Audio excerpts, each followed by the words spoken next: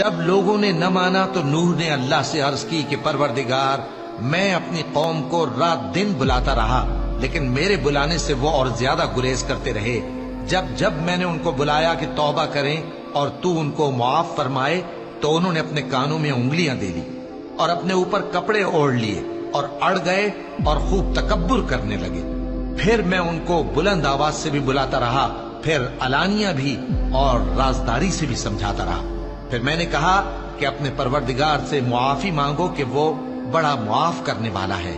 وہ تم پر آسمان سے موسلا دھار میں برسائے گا اور تمہارے مال اور بیٹوں میں اضافہ کرے گا اور تمہیں باغ عطا کرے گا اور ان میں تمہارے لیے نہریں بہا دے گا۔ تم کو کیا ہوا ہے کہ تم اللہ کی عظمت کا اعتقاد نہیں رکھتے، حالانکہ اس نے تم کو طرح طرح کی حالتوں میں پیدا کیا ہے؟